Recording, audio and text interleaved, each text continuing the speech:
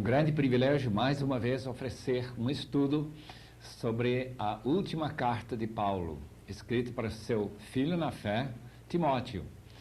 A carta chamada 2 Timóteo faz parte das cartas pastorais de Paulo, isto é, cartas que se preocupam principalmente com o pastoreio da igreja. E como Timóteo estava provavelmente em Éfeso, quando ele recebeu esta carta de seu amado pai na fé, nós temos aqui o grande privilégio de ter esta carta no Novo Testamento, esta última carta do apóstolo Paulo. O que nós queremos é seguir o roteiro normal, primeiramente falando sobre a autoria, e depois estaremos estudando data e local da escrita. Depois entraremos em certos detalhes relacionados com peculiaridades, esboço, e depois alguns comentários sobre o significado da carta. Que Deus nos abençoe no estudo deste belo documento, o último que sai da mão do apóstolo Paulo. Primeiro, autoria, evidência externa é boa. Encontramos nesta carta no cânon de Muratori, que foi descoberto no século passado e que data do ano 170 depois de Cristo. Agora foi emitido o cânon de Márcio juntamente com 1 Timóteo e Tito, dando a impressão que talvez Márcio não queria incluir estas cartas por serem cartas privadas. De qualquer forma, por ele ser herege, não nos preocupa muito. Interessantemente, há indícios das epístolas pastorais em Policarpo e Inácio. Então nós temos aqui entre os primórdios mesmo, Policarpo já data do primeiro século contemporâneo de João, Inácio que foi martirizado certo do ano 115.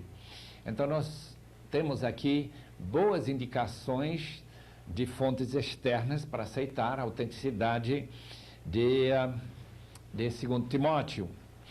Nós encontramos que Clemente de Alexandria, que viveu entre 155 e 215, como também Tertuliano, 150 a 222, que esses dois irmãos, pais da igreja, também reconheceram que Paulo foi o autor de 2 Timóteo. A evidência em favor da autenticidade desta carta é equivalente à autenticidade que nós encontramos, a evidência que encontramos em favor de outras cartas de Paulo. Como já dizemos em relação às outras cartas pastorais, que os eruditos modernos, os eruditos que têm dificuldades em aceitar a inspiração das escrituras sagradas, eles vêm negando, em geral, a autoria paulina das epístolas pastorais, inclusive 2 Timóteo. Evidência interna é boa. Nós encontramos a reivindicação que o autor foi Paulo, primeiro versículo do capítulo 1. Nós entramos também com uma outra evidência interessante que encontramos no versículo 5 do primeiro capítulo, onde encontramos o nome da avó e da mãe de Timóteo, o que não se esperaria de alguém que está escrevendo uma carta pseudônimo. E nós encontramos também que o autor de 1 Timóteo e Tito certamente foi o mesmo autor de 2 Timóteo. E como nós temos detalhes aqui relacionados com a vida de Paulo, eu acho que nós não teríamos fugido da verdade quando nós afirmamos com muita segurança que o apóstolo Paulo escreveu, 2 Timóteo, esta carta tão importante para nós sabermos algo sobre o fim da vida deste amado irmão. Agora, alguma coisa sobre data e local. Nós sabemos que Paulo foi preso em Roma e, segundo a evidência que nós temos da tradição, Jerônimo diz, por exemplo, que Paulo foi martirizado no 14º ano de Nero, o imperador Nero, que morreu em junho de 68 depois de Cristo. E, portanto, o 14º ano, segundo Jerônimo, seria o ano 67 depois de Cristo, quando o apóstolo Paulo teria mais ou menos 65 ou 67 anos. Ele é mais ou menos contemporâneo com Jesus em termos de idade. E a evidência interna mostra que Paulo morreu logo depois de escrever esta carta. É só ler capítulo 4. Paulo sabia que sua vida agora não duraria muito tempo, que a sentença da morte talvez já tinha sido passado, talvez haveria algum apelo, alguma coisa que podia prorrogar a sua morte, mas não por muito tempo. Paulo esperava morrer. Não esqueçamos que Nero já tinha começado a perseguição dos cristãos no ano 64, no mês de julho, após o grande fogo que destruiu uma boa parte de Roma. E ele acusou os cristãos de terem incendiado a cidade. É razoável datar esta carta, portanto, no outono de 67. Lembra-se que Paulo está desejoso, por causa do frio, que Timóteo venha trazendo a capa, e como o frio em Roma podia ser bastante forte, ele queria esse abrigo no sofrimento que ele estaria passando. O local da escrita, nós já indicamos, seria Roma. Paulo foi preso na prisão Mamertina. Se alguém visita Roma, os guias turísticos mostram onde fica essa prisão. Não temos certeza disso, mas naturalmente a tradição que dá essa impressão. E não devemos confundir essa prisão com a prisão que nós lemos no livro de Atos, capítulo 28. Os últimos versículos mostram que Paulo foi preso numa casa. Agora está numa prisão. A tradição informa que nesta prisão, Paulo se encontraria debaixo do solo e que haveria apenas um buraco no teto para receber comida. Foi terrível o local, com muito frio, muito desagradável. Segundo essa tradição, Paulo ficou nesse local que tinha apenas 6 metros de comprimento, 3 metros de largura e 2 metros de altura. Então era um buraco mesmo no chão.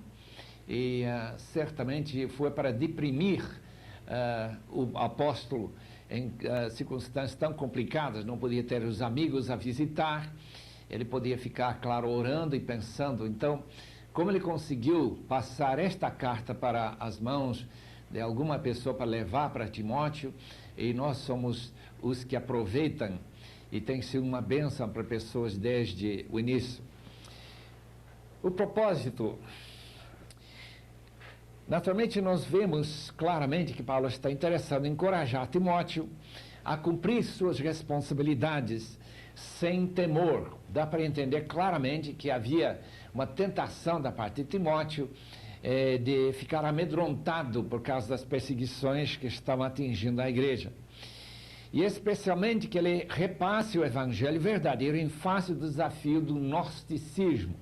Nós já vimos e já percebemos que havia um crescente interesse em divulgar essa doutrina errada, chamada gnosticismo, que dava a impressão que Deus ficava muito distante, bem etéreo, e que o mundo material era mau, é lugar de acidentes, lugar de problemas e doenças e sofrimento. Então, o mundo é local que nós chamaríamos de mal e Deus estaria no bom, e que esse gnosticismo foi influenciando a igreja, dando uma atitude muito errada quanto ao corpo e quanto àquilo que é material. Então, nós vemos essas referências em capítulo 1, versículos 6 a 8, 2, 1 a 7, 14 a 16 e 3, 14 a 4, 5. Em segundo lugar, Paulo escreve 2 Timóteo para advertir o jovem pastor contra a ameaça de doutrinas falsas, como já indicamos, 3, 1 a 9. Ele fala como seria o fim deste século, desta época, com um esfriamento muito grande dos corações dos cristãos. Haveria muita falsidade, muita falta de autenticidade, muita falta de moralidade ética. Enfim, a igreja estaria se corrompendo. E Paulo prediz isso no capítulo 3, versículos 1 a 9. E ele adverte Timóteo desse processo. Número 3, para informar Timóteo sobre o martírio que aproximava, capítulo 4, versículos 6 a 8. Então nós podemos perceber claramente que Paulo estava meio deprimido, meio desanimado por causa do abandono dos seus amigos, como também do fato que a morte estava chegando e ele estaria mais ou menos sozinho. Algo daquele entusiasmo de Filipenses tinha escapado do seu coração. Mas com certeza, antes de ele morrer, a graça do Senhor veio acompanhá-lo e dar-lhe encorajamento. Número 4, em último lugar, entre os propósitos, para pedir que Timóteo traga alguns itens para ele lá na prisão, especialmente os pergaminhos, livros e a capa, para ele não sofrer tanto com frio. E naturalmente para ter os livros para ele poder ler durante as horas em que havia um pouco de luz passando por aquele buraco. Se de fato a tradição está certa, que ele estava preso num lugar tão terrível como esse. Agora passemos para um esboço do conteúdo desta última carta que veio da mão do apóstolo Paulo. São 13 cartas e esta é a última. Ainda que na ordem do Novo Testamento Filemão vem depois e Tito também, isso não quer dizer que ele escreveu essas cartas depois de 2 Timóteo. Primeiramente, a consideração especial que Paulo tem para Timóteo, capítulo 1, versículos 1 até 4. Ali ele mostra quanto amor, quanta consideração ele tem por esse seu amado filho na fé, saudação e ação de graça, versículos 1 a 5. Depois, exortações e encorajamento a Timóteo, 6 a 14. Segunda divisão, Paulo e seus associados. Fala seus associados em 1, 15 a 18. Os desleais asiáticos que estavam lá em Roma. E o muito leal Onesíforo. Aquele foi procurá-lo na prisão. Terceira divisão, instruções especiais para Timóteo, 2, 1 a 16. Isto inclui encorajamentos e exortações, 2, 1 a 13, e depois um aviso sobre o trato dos falsos mestres, em 14 até versículo 26. Número 4, a divisão quarta, predições acerca dos últimos dias, 3, 1 a 9, os tempos de deterioração moral que estão para vir. Depois, número 5, mais conselhos para Timóteo, 3, 10 a 17, lembrando Timóteo das primeiras perseguições que Paulo sofreu, 3, 10 a 12, e depois exortação a Timóteo para continuar e na fé que ele já tinha aceito para continuar a ministrar nessa fé. Esse grande texto sobre inspiração se encontra nesse trecho, 3, 13 a 17. Depois vem a divisão sexta, a mensagem de despedida de Paulo, 4, 1 até 22, incumbência final a Timóteo, 4, 1 a 5, uma confissão de fé, 4, 6 a 8, alguns pedidos e advertências pessoais, 4, 9 a 15, depois a primeira defesa de Paulo e suas esperanças para o futuro, 4, 16 a 18, e termina a carta com saudações e bênção, 4, 19 a 22. Então nós encontramos assim, rapidinho, o esboço desta maravilhosa carta de apenas 4 capítulos. Nós gastaremos o resto de nosso tempo tratando das observações e peculiaridades desta maravilhosa carta segundo a Timóteo. Como já dizemos, em primeiro lugar, essa última carta que vem da mão, preservada no cano do Novo Testamento, que vem da mão do apóstolo Paulo. Mesmo que a ordem seja diferente, segundo Timóteo é a última carta. Nós já demos a data, mais ou menos 67, mais ou menos poucos meses antes de Paulo passar desta vida para seu galardão celestial. Número 2, tem uma forte ênfase sobre a pregação como elemento no ministério. Nós vemos isso no capítulo 1, versículo 11, 4, 2, 2, 15 e outros textos que mostram a grande importância da pregação do ensino da palavra. Número 3, contém a passagem clássica sobre a inspiração das Escrituras. Toda a Escritura é inspirada por Deus. Capítulo 3 e versículo 16. Então esse é o texto clássico, não tem outro texto da Bíblia que fala exatamente como Paulo, ou como Deus inspirou as Escrituras. A palavra inspirar quer dizer exalar, né? Pneustos. Então a palavra de Deus é falada por Deus, é falada naturalmente na mente da pessoa através do ministério do Espírito Santo. Nós podemos falar da inspiração do Espírito.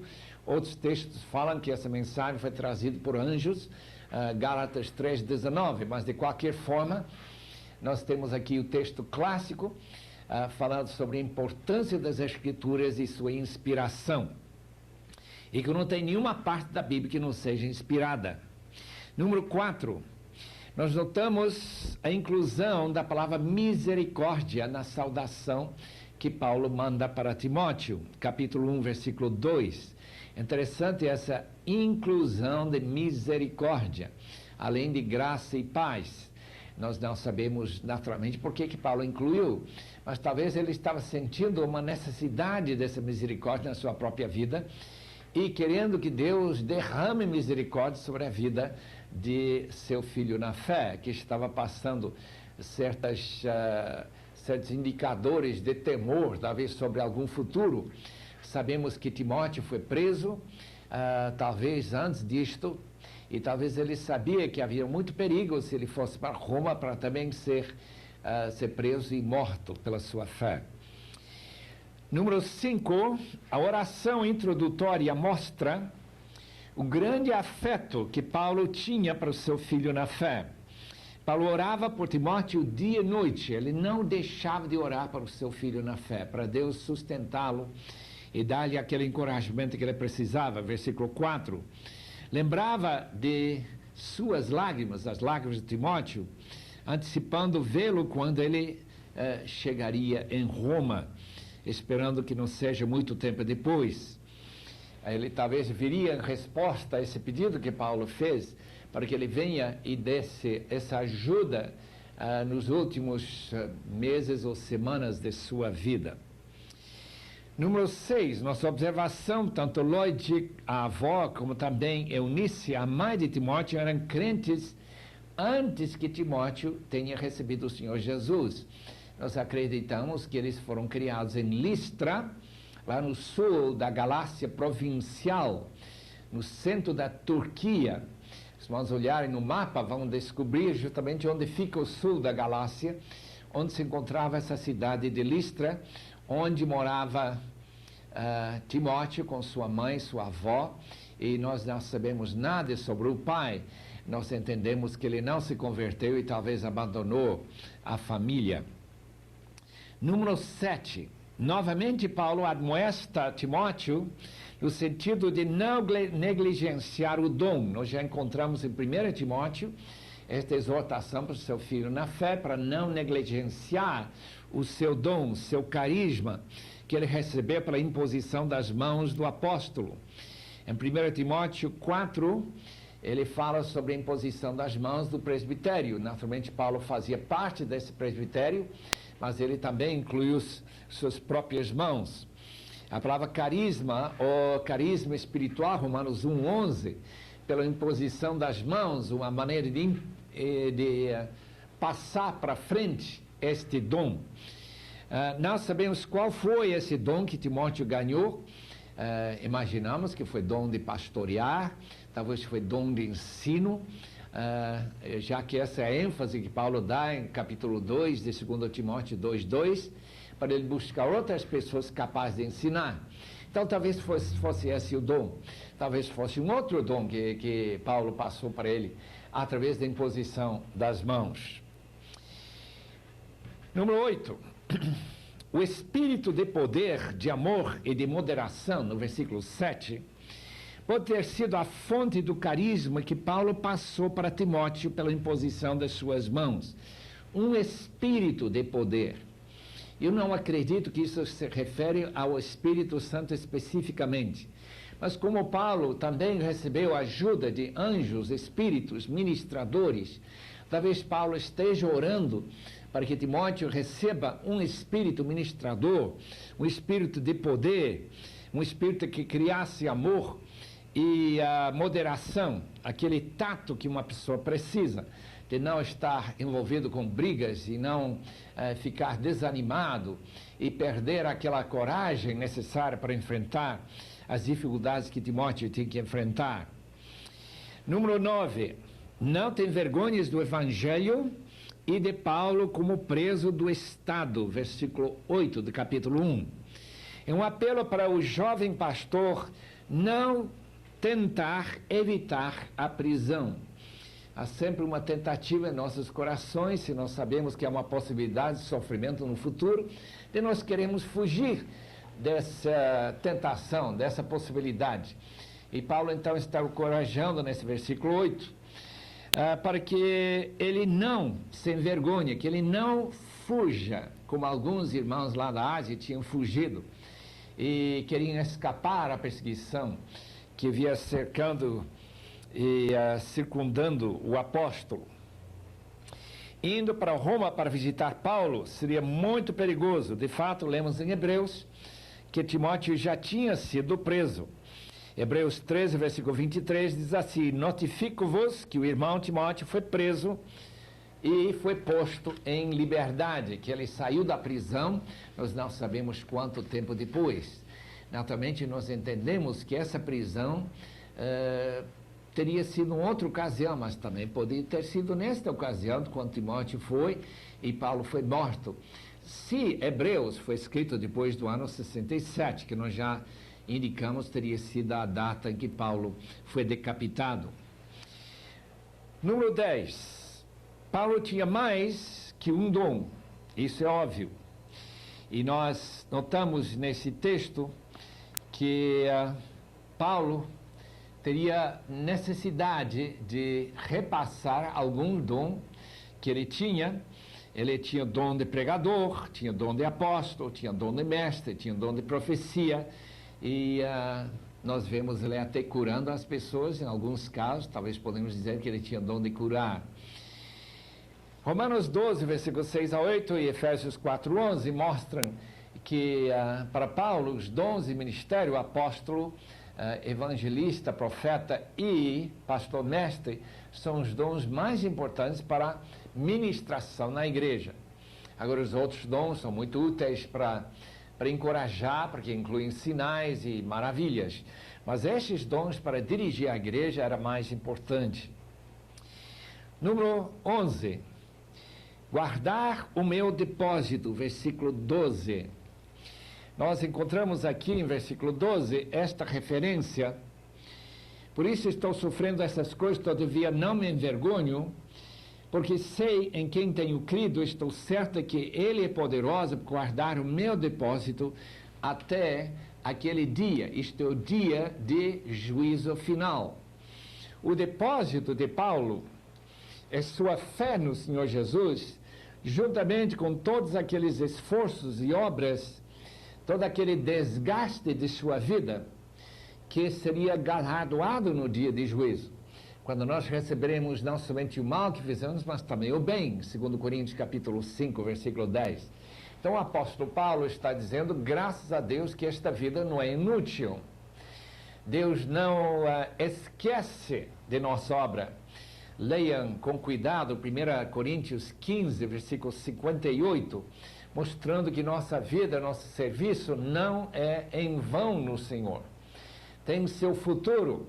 E graças a Deus por quem tem vivido uma vida esforçada, uma vida de serviço pelo Senhor, pode antecipar com alegria esse dia de receber o bem feito servo, bom e fiel, quando Cristo voltar. Número 12.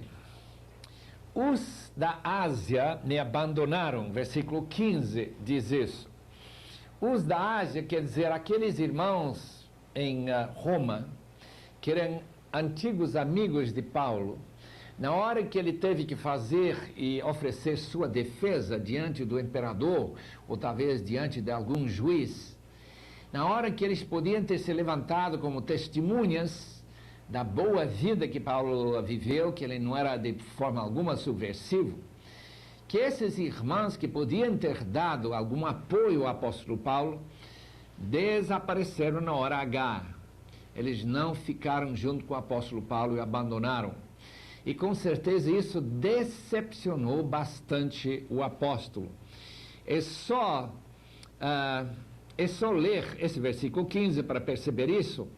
Esse Figelo e Hermógenes que o abandonaram eram pessoas que podiam ter ficado junto com ele, mas não o acompanharam.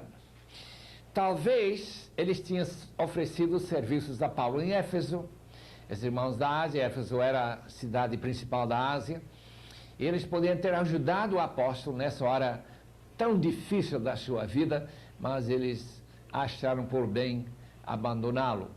A razão desse abandono, já falamos, seria o medo que eles teriam de serem presos e talvez serem decapitados junto com o apóstolo Paulo. Esta deveria ter sido a razão. Número 13 de nossas observações, Paulo menciona 5 gerações de transmissão da mensagem em capítulo 2 e versículo 2.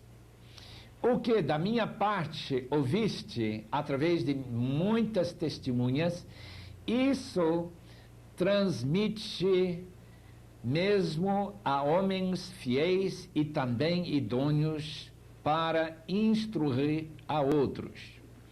Veja quais são as 5 gerações pelo qual a mensagem e o ensino da palavra passa. Primeiramente vem de Paulo e sua geração, seus colegas, através de muitas testemunhas, da parte de mim ouviste. Timóteo é a segunda geração. Isso mesmo transmite a homens fiéis. Já é a terceira geração, que também seriam idôneos para instruir a outros, que seria a quarta geração. Naturalmente, as testemunhas também podiam ser mais uma geração, dando justamente os 5. Paulo, testemunhas, Timóteo, depois temos o caso desses homens fiéis e idôneos, e finalmente os outros que eles estariam ajudando. Neste caso, nós encontramos a importância da transmissão. Transmissão deve ser feita não apenas numa geração de pessoas que são amigos, mas que passe para gerações mais novas, e que nós estejamos sempre procurando pessoas idôneas e pessoas fiéis, autênticas, de boa reputação, para continuar essa mensagem, levar essa palavra para frente. Nós nos alegramos muito em encontrar como o Evangelho tem se divulgado no Brasil, especialmente através de irmãos leigos, que quando eles mudam de um local para o outro, abrem suas casas para poderem ensinar a palavra. Essa fidelidade no ensino da palavra é fundamental. E assim a igreja no Brasil tem crescido muito. Graças a Deus por isso. Paulo recomenda isso. Antes de Timóteo sair de Éfeso, que ele tenha cuidado de buscar homens e líderes que possam repassar para outros essa boa palavra.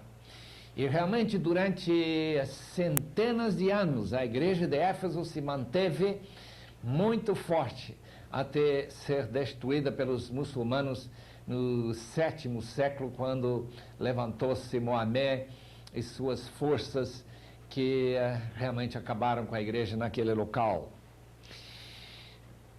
Nós passamos agora para o número 14. Paulo faz uso de 3 ilustrações do capítulo 2 de 2 Timóteo para ilustrar que tipo de crente Deus espera que nós sejamos. Que tipo de obreiro seria este obreiro fiel.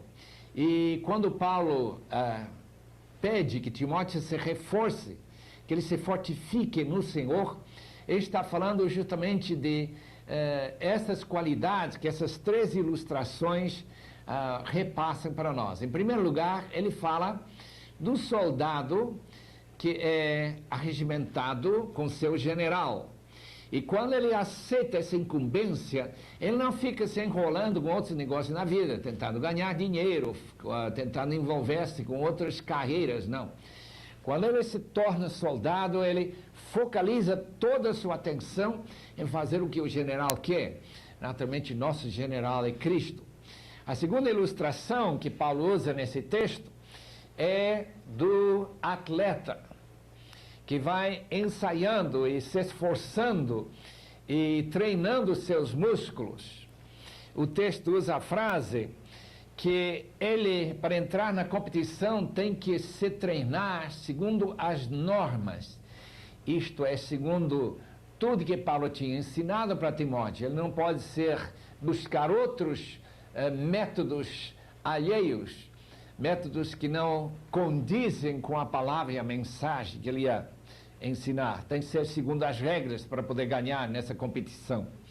Em último lugar, ele usa a ilustração do lavrador, que tem direito de participar nos frutos do seu próprio plantio, isto é, ele poder receber alegria de comer em casa com as pessoas que ele ganhou para Cristo, como também receber algum salário deles. Nós já vimos em 1 Timóteo 5,17, Paulo recomenda pagar os que se esforçam e se afadigam no ministério da palavra.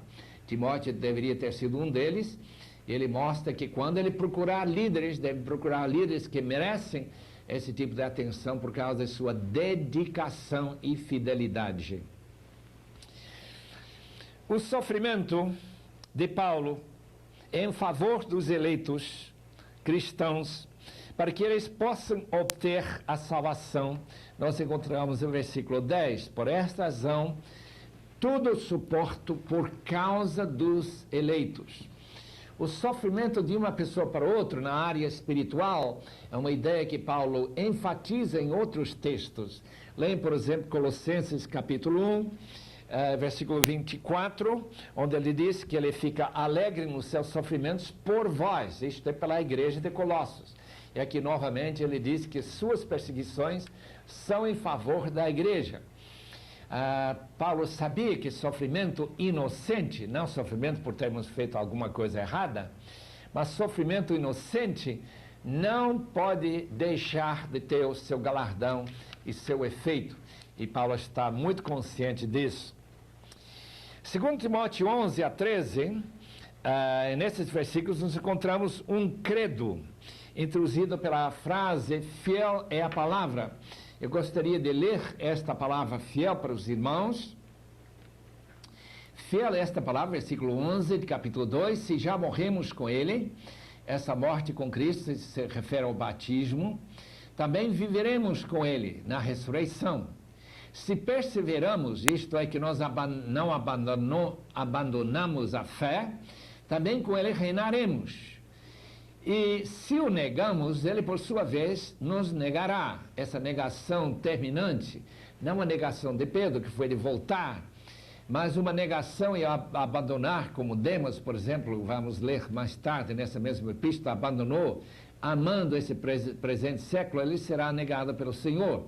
Se somos infiéis, mesmo assim o Senhor permanece fiel, pois de maneira nenhuma ele pode negar-se a si mesmo. Nós podemos falhar, mas Deus não pode falhar nunca. E Paulo, escrevendo para os Romanos, diz que nós somos mais que vencedores, justamente porque não há nada que pode nos separar do amor de Cristo. Então, esses textos são muito importantes. Isso é incluído como uma espécie de hino, ou talvez uma poesia, que seria repetido na igreja. Por isso nós chamamos de uma espécie de credo. Fiel é a palavra. Usada e já talvez repetida muitas vezes na igreja primitiva. Passemos para frente para o número 17. Paulo manda que Timóteo procure apresentar-se a Deus aprovado, versículo 15 do capítulo 2. Isso quer dizer que deve-se trabalhar com seriedade e dedicação para não criar vergonha no dia de prestar contas diante de Deus.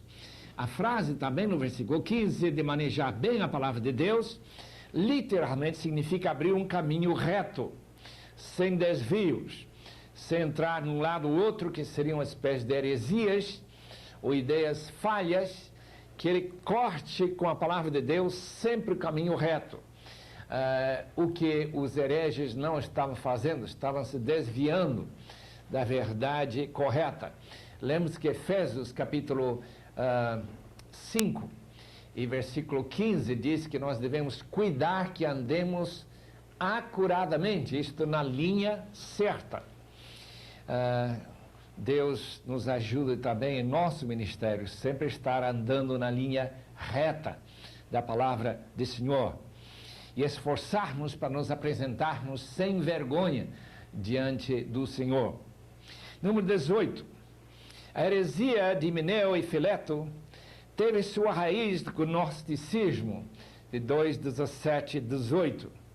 Eles desprezavam o mundo material, alegar que a ressurreição já tinha passado e já tinha se realizado, seria uma maneira de desviar a fé na realidade futura da ressurreição dos nossos corpos. Ele estava ensinando uma ideia bem herética, que não há nenhuma ressurreição, uma espécie de espiritismo. A pessoa morre e depois surge de novo numa vida apenas espiritual.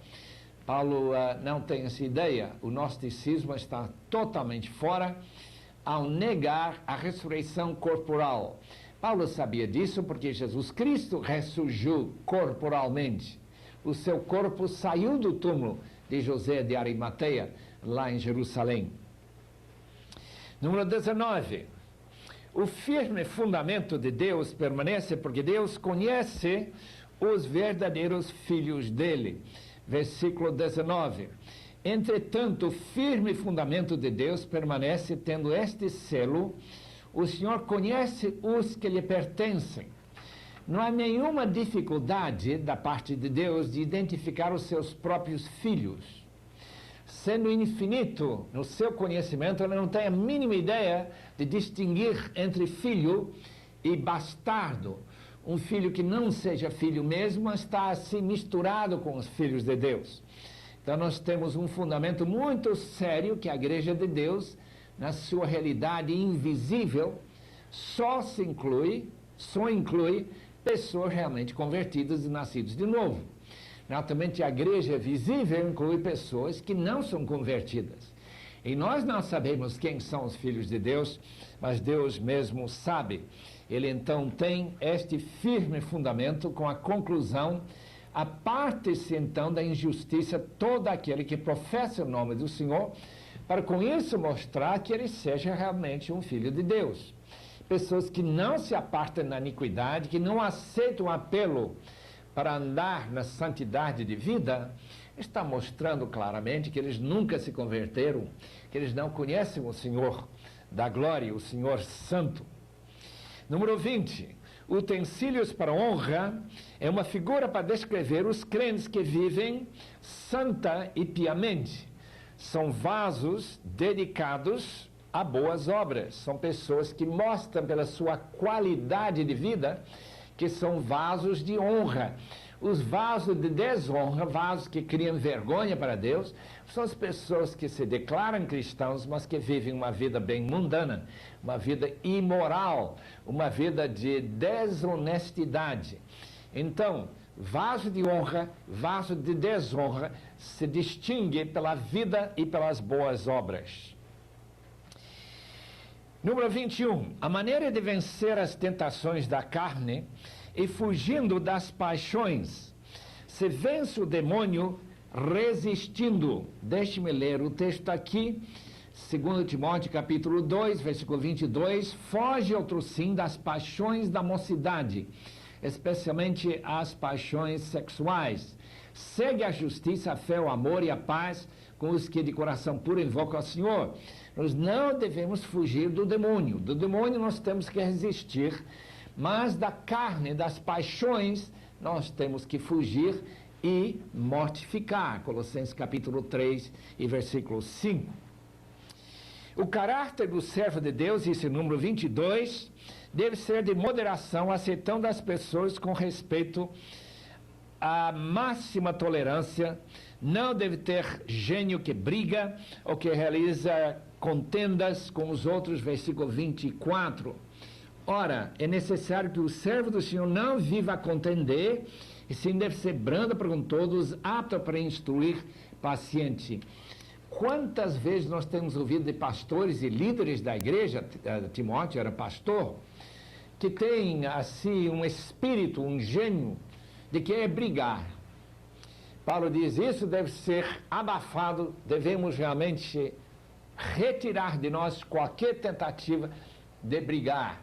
Devemos ser mansos, bem-aventurados são os mansos, bem-aventurados humildes e não os arrogantes, aqueles que entram naquelas brigas para puxar para o seu lado. Número 23, a disciplina da igreja tem o objetivo de trazer pecadores e hereges ao arrependimento. Assim, vencerão o demônio. Capítulo 2, versículos 25 e 26. Nós devemos, então, usar métodos persuasivos. A disciplina da igreja tem esta finalidade, qualquer que seja a disciplina, sempre trazer os pecadores de volta, sempre buscar as ovelhas que se perderam e trazê-las de volta para o redil de Deus. Número 24, os últimos dias refere ao tempo antes da volta de Cristo. Capítulo 3, versículo 1. Sabe, porém, isto, nos últimos dias sobrevirão tempos difíceis. Os últimos dias são aqueles dias que precedem a segunda vinda de Cristo. Então, esses últimos dias, Paulo já está prevendo. Lembre que nós já falamos que Paulo esperava a segunda vinda até antes dele morrer. Deus nunca deu para os seus profetas nem apóstolos saber quando ele estaria voltando. Então, cada geração olha para o futuro como se a segunda vinda estivesse próximo. E uma das marcas nos últimos dias, é justamente a maldade que vai aumentando dentro da igreja. O amor de quase todos se esfriará, diz Mateus 24. Então, nós encontramos o apóstolo Paulo fazendo essa referência aos últimos dias. Naturalmente, nos dias de Paulo havia muita maldade, muito pecado, como haverá justamente antes da segunda vinda de Cristo. Eu acho que nós detectamos um acréscimo de maldade e um acréscimo de leviandade, um acréscimo de pecaminosidade dentro da própria igreja de Cristo em nossos dias. Talvez seria um sinal que os últimos dias já estão começando. Número 25. Claramente, segundo Paulo, haverá um vestígio de religião tradicional que permanecerá, mas sem o poder do Espírito, versículo 5 do capítulo 3, como vemos no caso da igreja de Laodiceia, que se achava abastado sem necessidade, mas em realidade era miserável, pobre, cego e nu. O que nós encontramos no versículo 5 é que a igreja, nesses últimos tempos, teria uma forma de piedade, mas estaria negando, entretanto, o poder da piedade. Isto é, teria forma externa de religiosidade, mas não teria uma vida condizente com essa piedade. Não seria uma vida de verdadeira dedicação moral ao Senhor. E fugir do mal e do pecado. Número 26. Os que aprendem sempre, versículo 7, capítulo 3, mas jamais podem chegar ao conhecimento da verdade, refere àqueles que têm a Bíblia, escutam mensagens nas igrejas regularmente, mas não põem em prática. Eles aprendem sempre, podem citar textos, mas sua vida não condiz. Quantas pessoas nós conhecemos que conhecem muito bem a doutrina bíblica, as ordens bíblicas, os mandamentos do Senhor, mas não praticam esses mandamentos? Este é o perigo que nós enfrentamos nos últimos dias, seguindo o apóstolo Paulo. Número 27, Janes e Jambres, versículo 8 do capítulo 3, eram dois dos mágicos de Faraó que tentaram duplicar os milagres e sinais que Moisés realizou lá no corte de Faraó, em Êxodo capítulo 7, versículo 11. Então nós já conhecemos esses nomes baseado nesse texto aqui, porque o livro de Êxodo não menciona os nomes daqueles mágicos. O interessante é que eles conseguiram fazer alguns dos milagres, mas outros não. E o texto aqui fala de modo que Janes e Jambres resistiram a Moisés também estes, nos últimos tempos, resistirão à verdade. Número 28. O modo de vencer os males que assolarão a igreja nos últimos dias é de seguir o modelo do apóstolo: ensino, procedimento, propósito, fé, longanimidade, amor e perseverança. E não fugir da perseguição. Leia com cuidado capítulo 3, versículos 10 e 11. Paulo dá uma rápida lista de suas qualidades, seu esforço no cristianismo na área de ensino, de perseverança, de esforço, de propósito, de amor e não ter medo da perseguição. Número 29. Nos últimos tempos, possivelmente durante o domínio do anticristo, todos quantos desejem viver de maneira santa e dedicada ao Senhor Jesus sofrerão perseguição. De fato, há grandes partes do mundo que estão sofrendo perseguição hoje. Mas temos que admitir que no Brasil, na América Latina em geral e outras partes do primeiro mundo há muita pouca perseguição. Mas o texto aqui do versículo 12 dá uma impressão muito forte que virá um tempo futuro em que todos os cristãos terão que enfrentar a perseguição. Daí a possibilidade que Paulo está pensando nos últimos dias, que refeririam ao tempo do anticristo, quando ele estaria dominando, quando haverá, através do uso do computador, saber quem são cristãos, quem não são cristãos, para não poder comprar nem vender. E aí entraríamos naquela descrição que nós encontramos no capítulo 13 do Apocalipse. Número 29. Nos últimos tempos, nós encontraremos, como já dizemos, esse sofrimento de perseguição, versículo 12, e número 30, podem tornar-se sábio para a salvação, versículo 15 do capítulo 3, uma referência à possibilidade de uma pessoa estar seguindo a fé cristã e não chegar no fim com a sabedoria necessária para ser salvo. Nós damos muita ênfase à salvação no passado. Paulo dava ênfase também à salvação no presente e futuro. Paulo sempre via a possibilidade de uma pessoa começar a mostrar esfriamento com aqueles que o abandonaram, como Demas, que ele vai mencionar mais para frente, no versículo 10 do capítulo 4. Então, essa possibilidade de pessoas abandonarem é o que Paulo não quer pensar em relação a Timóteo. Por isso que ele recomenda que ele se mantenha firme naquilo que ele aprendeu desde jovem. E que ele mantenha isso porque as Escrituras podem lhe tornar sábio para a salvação. Nós devemos estar constantemente lembrando que as pessoas diante de quem nós ministramos, das pessoas que são nossos colegas na fé, nossos familiares, precisam manter firme até o fim a confiança que desde o início tivemos. Hebreus capítulo 3, versículo 14. Número 31. Toda a escritura inspirada declara a verdade que Deus é o autor divino de todo o Antigo Testamento. Infelizmente, toda a escritura é uma referência apenas ao Antigo Testamento, à Bíblia de Paulo. O Novo Testamento não tinha ainda sido canonizado. Demoraria mais alguns séculos até nós termos o Novo Testamento com seus 27 livros completo e totalmente canonizado. Mas quando se fala de toda a Escritura, fala de Gênesis até Malaquias, 39 livros de nossa Bíblia. E não inclui, com certeza, os livros apócrifos que a Igreja Católica afirma fazem parte das Escrituras. Número 32. A finalidade das Escrituras inclui ensino, repreensão, correção e educação. 4 áreas. Primeiramente, ensino. Ninguém pode seguir bem a Deus se ele não fica informado. Como que eles vão crer se eles não ouviram e não entenderam aquilo que eles ouviram? Diz Romanos capítulo 10, versículo 14 e 15. Em segundo lugar, o texto fala de repreensão. A palavra lenxis em grego significa o poder do Espírito Santo de criar convicção de estar errado. Algumas pessoas não sentem convicção de erro. A repreensão não penetra seus corações.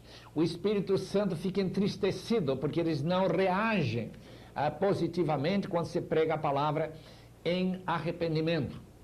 Quando há arrependimento, sabemos que o poder do Espírito na palavra está agindo para criar convicção de pecado.